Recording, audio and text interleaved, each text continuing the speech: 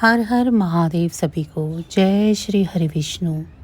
शास्त्रों में बताया गया है कि सत्यनारायण व्रत कथा का पाठ करने से व्यक्ति को 1000 यज्ञ करने के बराबर पुण्य फल की प्राप्ति होती है।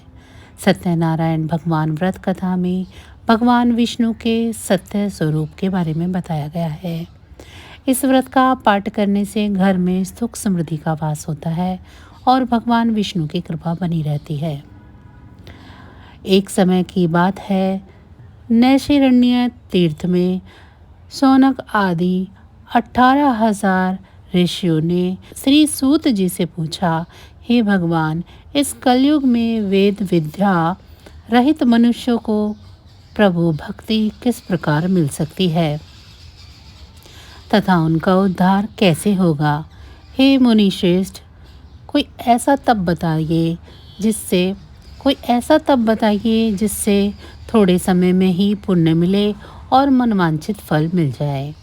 इस प्रकार की कथा सुनने की हम इच्छा रखते हैं। सर्वशास्त्रों के ज्ञाता सूत जी बोले, हे वैष्णवों, मैं पूज्य आप सभी ने प्राणियों के हित की बात पूछी है, इसीलिए मैं एक ऐसे श्रेष्ठ व्रत को आप लोगों को बताऊंगा जिसे नारद जी ने लक्ष्मी नारायण जी से पूछा था और लक्ष्मीपति ने मुनि श्रेष्ठ नारद जी से कहा था।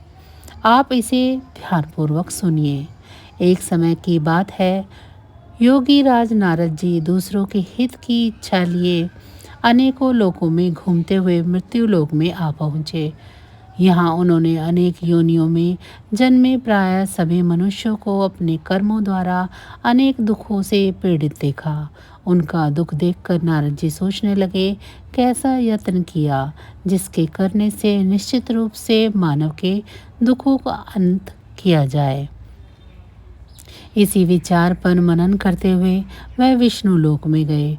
वहाँ वह देवों के ईश नारायण की स्तुति करने लगे, जिनके हाथों में शंख, चक्र, गदा और पद्म थे, गले में वरमाला पहने हुए थे।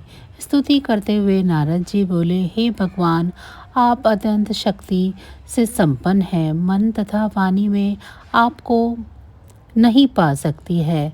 यदि आप मध्य तथा अंत नहीं है, निर्गुण स्वरूप सृष्टि के कारण भक्तों के दुखों को दूर करने वाले हैं, आपको मेरा नमस्कार है। नारद जी की स्तुति सुन भगवान विष्णु बोले, हे मुनि श्रेष्ठ, आपके मन में यह क्या बात है? आप किस काम के लिए पधारे हैं, उसे निसंकोच कहो।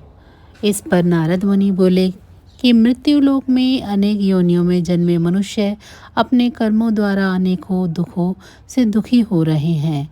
हे नाथ, आप मुझ पर दया रखते हैं तो बताइए कि वो मनुष्य थोड़े प्रयास से ही अपने दुखों से कैसे छुटकारा पा सकते हैं।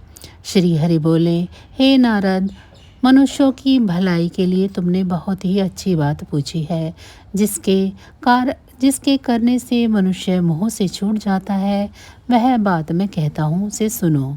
स्वर्गलोक व मृत्युलोक दोनों में एक दुर्लभ उत्तम व्रत है जो पुण्य फल देने वाला है।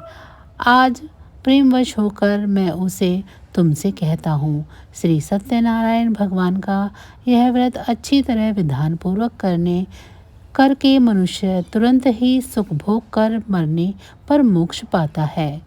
श्री हरि के वचन सुनकर नारद जी बोले कि उस व्रत का क्या फल है और उसका विधान क्या है, यह व्रत किसने किया था, इस व्रत को किस दिन करना चाहिए, सभी कुछ विस्तार से बताइए। नारद जी की बात सुनकर श्री हरि बोले, दुख व शोक को दूर करने वाला यह सभी स्थानों पर विजय दिलाने वाला है।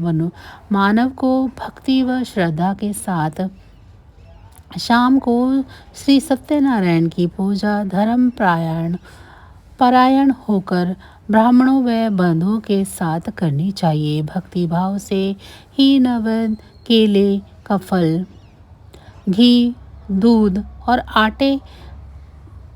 गेहूं का आटा सवाया लें। गेहूं के स्थान पर साठी का आटा, शक्कर तथा गुड़ लेकर सभी भक्षण योग्य पदार्थों को मिलाकर भगवान को भोग लगाएं। ब्राह्मणों सहित बंधु बांधवों को भी भोजन कराएं। इसके बाद स्वयं भोजन करें। भजन कीर्तन के साथ भगवान की भक्ति में लीन हो जाएं। इस तरह से सत्यनारायण भगवान का यह व्रत करने से मनुष्य की सारी इच्छाएं निश्चित रूप से ही पूरी होती हैं। इस काले काल अर्थात कलयुग में मृत्युलोक में मोक्ष का यही सरल उपाय बताया गया है।